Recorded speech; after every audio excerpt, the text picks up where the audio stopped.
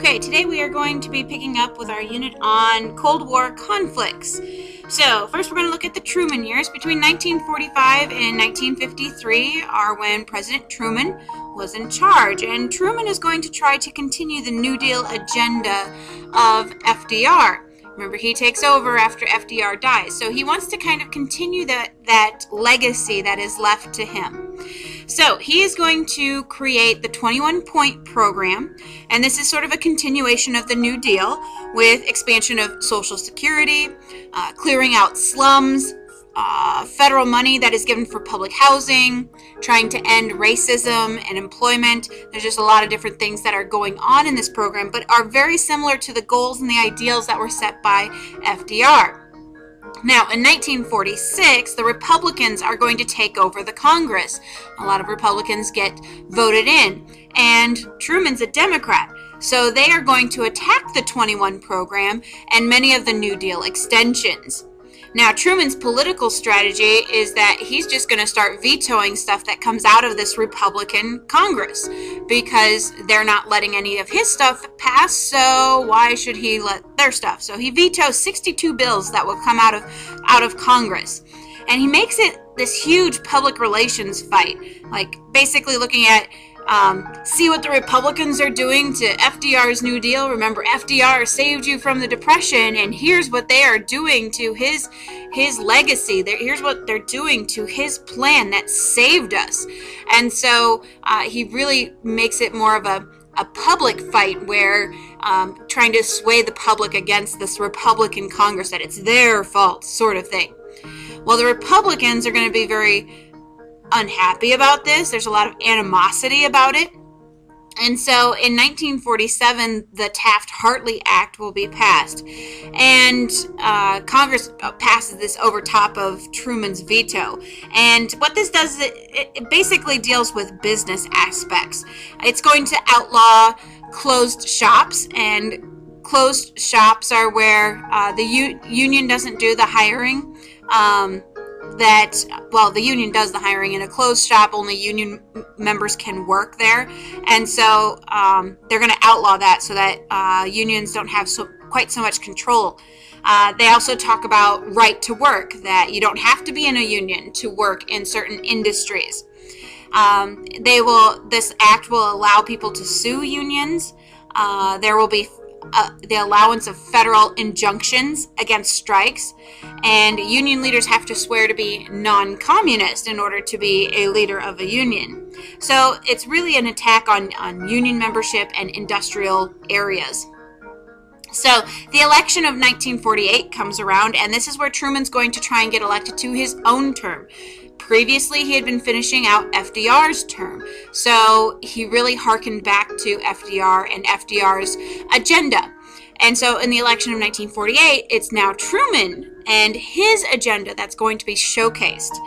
So, like I said, he's a Democrat, and there's certain Democrats that didn't like what Truman was doing, and they're called the Dixiecrats. The Dixiecrats did not want to have a civil rights platform that the Democrats had added to their agenda, to their political agenda. They didn't like this. So the Dixiecrats came from the South. It's a group of Southern Democrats. If you ever heard of the South referred to as Dixieland, that explains why they're called the Dixiecrats. So you have Truman, who's now the leader of a Democratic Party that is split.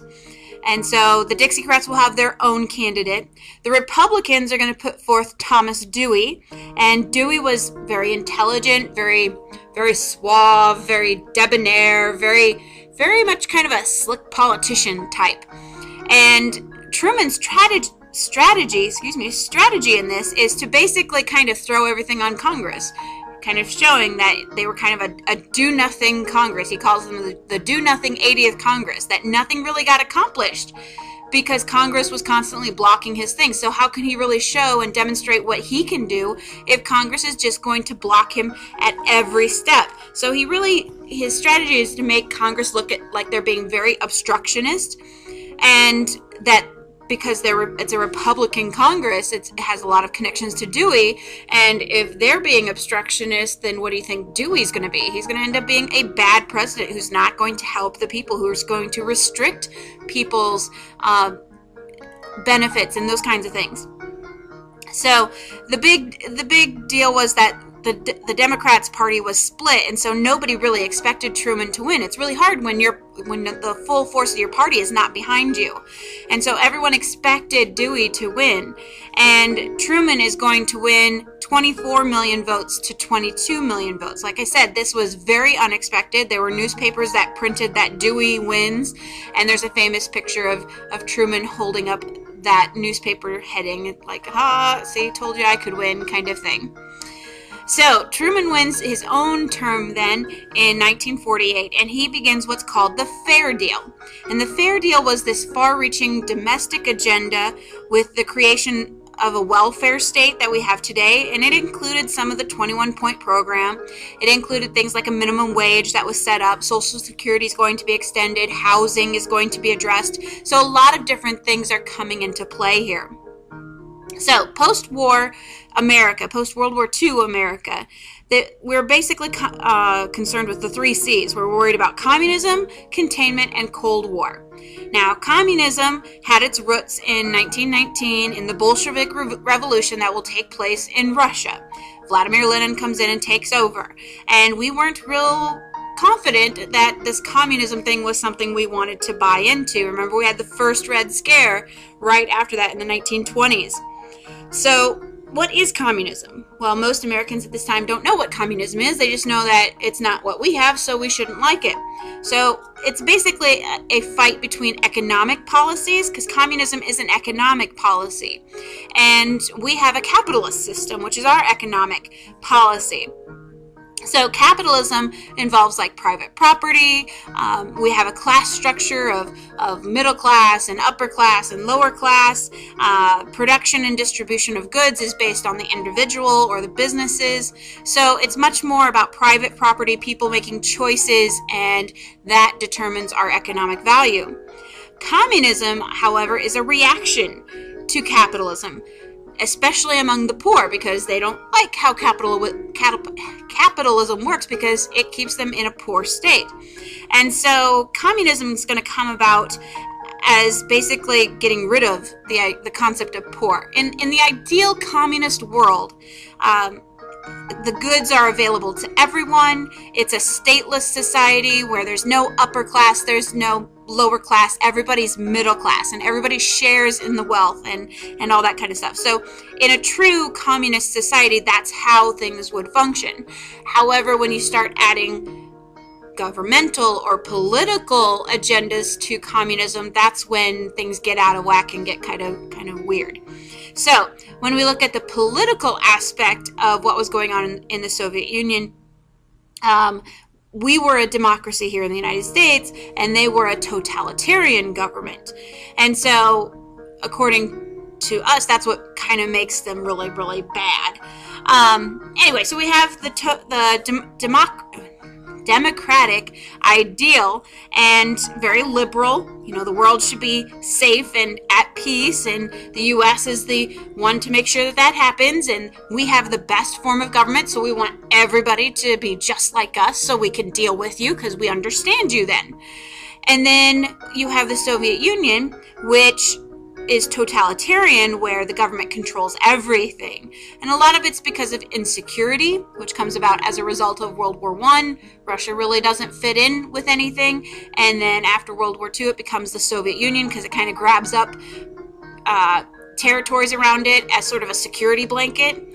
And some of it's because it's imperialistic, basically that they think communism is the way that it should be, so we need to spread it, and the only way to spread it is to force other people to accept it. And so we're kind of at odds politically as well as economically, and so that's what's going to lead us into this Cold War. Well, what is a Cold War? A Cold War is hostility between nations without actually fighting. It's a term that's coined by Walter Lippmann. He was a political theorist at the time. And so you have a hot war where you're exchanging actual fire, fighting back and forth. But a Cold War is one where you don't like each other, but you don't actually fight. It's more like a staring contest, where see who blinks first kind of thing. So in our Cold War with the Soviet Union, we're going to see a lot of different sources of this conflict between us that it's going to lead to this Cold War. The first is that the Soviets get involved in Eastern Europe. Like I said, they were snatching up little territories and holding it like a security blanket kind of thing. After World War II, when we split Germany, we split Berlin, the Soviet Union's going to get Eastern Europe under sort of their protectorate, under their protection. And so countries like Poland and Albania and Yugoslavia and Czechoslovakia and Finland are going to sort of come under the influence of the Soviet Union. And we're not happy about that because we would rather be influencing them and leading them. The second is that there's a lot of instability in the third world. Now, third world countries tended to be non-white, non-Christian, and had weak and unstable governments.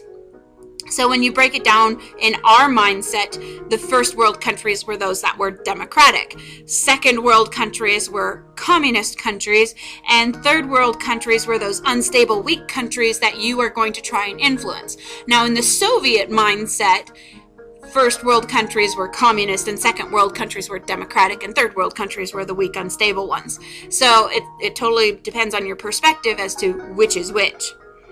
The third source of conflict is going to be the fact that we had entered the atomic age after or at the end of World War II. And how do you deal with that? That's going to change diplomacy. It's going to change how we deal with each other as countries. In 1945, we have the atomic technology and the Soviets don't. But it doesn't last very long because they have it by 1949. And so for a very short period of time, we're top dog. We're kings of the hill on this. But once they even the playing field, how do we kind of deal with each other? What are we going to do in order to not start a nuclear war? So some of the early conflicts that are going to occur between the United States and the Soviet Union. 1948, we get the Marshall Plan. And the Marshall Plan was this plan to put money into European countries to prevent them from becoming communist. We did not want them to become communist. So in 1948, the U.S. is going to put roughly $13 billion into Western Europe to rebuild their economies, to rebuild their structures, their infrastructure like roads and dams and all that kind of stuff, in order to make them prosperous, or at least on their own feet again, and so they're not going to be weak and unstable where the communists can come in. And we help them to rebuild and basically just preventing the Soviet Union from taking them over. Part of that is a big concern about Germany. Germany will be split at the end of World War II because that was part of the occupation of Germany. We will split Germany in half, and we will split Berlin, the capital city, as well. So the Soviets don't like the fact that we're in Berlin because Berlin was in East Germany, and East Germany was under the control of the Soviet Union. The U.S. and our allies, Great Britain and France, are in charge of West Germany. And so Joseph Stalin doesn't like the fact that we're in Berlin because it's kind of like having a fly in your soup sort of a thing. His soup was East Germany, and we're the fly that's right in the middle of it, and he doesn't like that. So he wants to try and kind of bully us out. And so what he's going to do is he's going to cut off supplies from West Berlin, which was held by the Allies. East Berlin is held by Soviet Union. So he's going to cut off supplies from getting into West Berlin, like food and fuel, medicine, all kinds of stuff. And this is going to be a test of our power because it's a challenge to us. Can we withstand this without actually going to war? That's kind of the big question. Can we stick up to him without getting into a war? And so the U.S. is going to fly in supplies. We're going to airlift. We're going to drop things in with parachutes. For over a year, we're doing this. It is a very long period of time that we are dropping supplies into. It's over a year's worth. And eventually, Stalin is going to be forced to back down, just because of the power and the might of the U.S. military that we were able to, we had endless resources. We could do this. And so it was a show of our strength. It was a test of our strength. And Stalin is going to have to be, he's forced to back down out of this. And it is considered a U.S. success that we kind of thumbed our noses at him and said, hey, you tried, but guess what? You couldn't do it. In 1949, the North Atlantic Treaty Organization will be created, and this is NATO. and it has a policy of collective security. And basically what that means, collective is going to be there's a group, and security means we're going to keep each other safe. So it's a policy of keeping each other safe with people we like, our friends. So the U.S. and 11 other nations are going to form this peacetime military alliance. It's the first time in U.S. history that we have a military alliance during a time of peace in our country. So it does have a huge impact, because now we're looking out for ourselves a little bit more than we had in the past, and making sure that we are going to continue to be safe. So some other major events that were happening in the U.S. at this time that are kind of building up our foreign policy and how we deal with other countries. In 1946, Winston Churchill is going to go on a speaking tour in the United States. He was a big figure in World War II. We respected him. And so he's going to be giving speeches around the U.S., and he's at a Missouri university when he gives what is called the Iron Curtain speech. And this Iron Curtain is going to talk about the division of Europe that had happened after the war. And this division of Europe is going to go from the Adriatic Sea to the Baltic Sea, and between the Western nations of Europe and those that were under the Soviet influence. And this was a response to Stalin's 1946 speech about how communism will eventually triumph over capitalism. And he says it's kind of like this Iron Curtain has dropped. We don't know what's happening over there. We'd like to know, but it's not like it's a see-through curtain. It's an iron curtain. We cannot look through it. We cannot penetrate. We cannot see what's going on over there. They're kind of shielding themselves. And so it leads to some questions. Why would they be shielding themselves? What are they hiding? Eventually, the Berlin Wall will become sort of this tangible symbol of this Iron Curtain in 1961. So that's a ways down the road, but that will kind of be the physical representation of this Iron Curtain. In 1946, George F. Kennan is going to develop a long-term policy for the U.S. concerning communism, and he calls it containment, and he basically describes it to President Truman in a document called the Long Telegram. And in it, basically, Kennan, who had spent some time in the Soviet Union, he knows how the Russian mind works, how the Soviet mind works, and he wants to let Truman understand that this is what we need to do if we want to stop communism. And the first thing he says is that while the Soviet Union wants to destroy the U.S. way of life, we are an enemy to them. The second is that the Soviets are going to expand their influence any chance they get. If we give them an opportunity, if we give them an opening, they're going to take it. So we have to limit those openings. The U.S. job then is to contain the aggression of the Soviet Union and to contain the expansion of the Soviet Union. And if we do those two things, the Soviet Union will either moderate, like pull back and take care of itself, or it's going to disintegrate. It cannot sustain itself if it's not allowed to expand. And so this is based on the idea that the U.S. has infinite resources and that the Soviet Union has finite resources, like they have a limited amount. So we'll see how that all plays out. We're going to talk about how we actually use containment. In 1947, Truman will issue the Truman Doctrine, which basically says that the U.S. is going to help any free people who are fighting communism. So if they're fighting communism, we're going to be there to help them. And so it puts the Soviets on notice that we will eventually be containing you, that this is going to be our policy from now on. In 1947, also the National Security Act of 1947 will be passed, and this is going to create the national security state of the U.S., that we are going to be watching for problems within our own country as well as problems outside of our country. So, like I said, we're going to real quick talk about how containment works. And operationalizing containment, it's not a military policy, but that's what it's going to become. It started out as a foreign policy, which is different from a military policy, but eventually it becomes militarized. And it basically has four policy foundations. The first is that our disagreements with the Soviet Union are going to be made public. They're going to know why we disagree with them, why we don't like them. The second is that we are going to make no more concessions to them. We are not going to give them anything else. We learned our lesson with Hitler, basically. basically. We are not just going to say, oh, you can have this because we don't really want it, and if you do, that's fine. We're not going to do that. The third is that we are going to build up our U.S. military. We're going to make it a credible threat, meaning that we have the power and resources and capabilities of destroying you, and we want you to believe that. And so we will do that for our allies as well. We will give them military and economic aid to make them credible threats as well, so that the Soviets aren't going to mess with them. And the fourth policy foundation is that we will continue to negotiate with the Soviets, but we will only do that if it's in our best interest. It won't ever be to benefit them. It's only going to benefit us.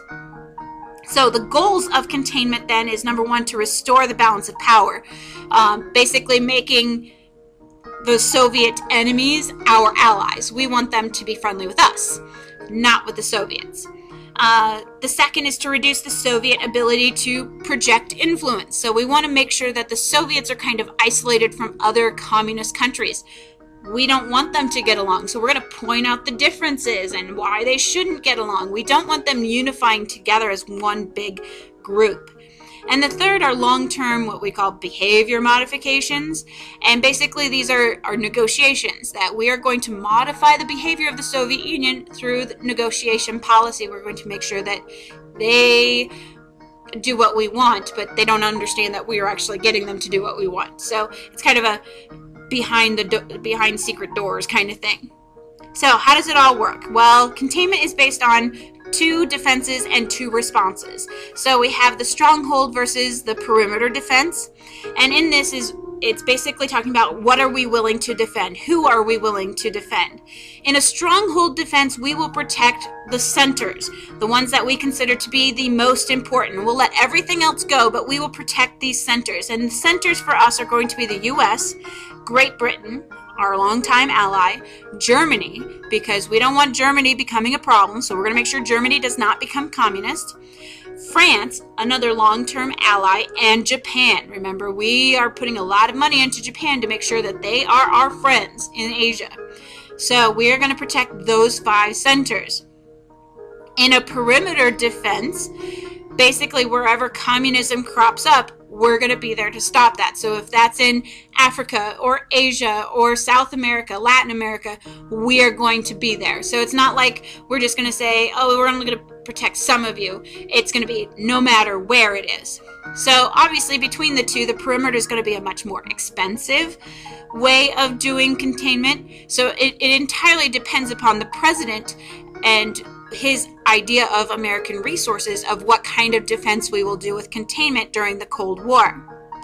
Now, like I said, there's 2 responses of how you deal with containment as well, and that's asymmetrical versus symmetrical. So we're going to go back to your geometry lessons, and symmetrical means that it's equal. So things look alike. And so our response in a symmetrical response is anything that they do, any aggression that they take, we are going to match with our response. So if they are sending in propaganda, we're going to send in propaganda to a country. If they're sending in soldiers, we will send in soldiers. So we're going to match whatever they are doing.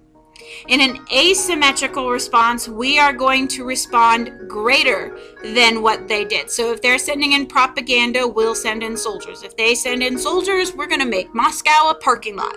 So we keep stepping it up. We escalate every time. And so, again, asymmetrical is going to be much more expensive to do, so it's going to entirely depend upon how the president views this. And so we're going to look at how eventually Truman and Kennedy and Nixon and Johnson, all kinds of presidents, and how they deal with this and how they use containment in their own foreign policies.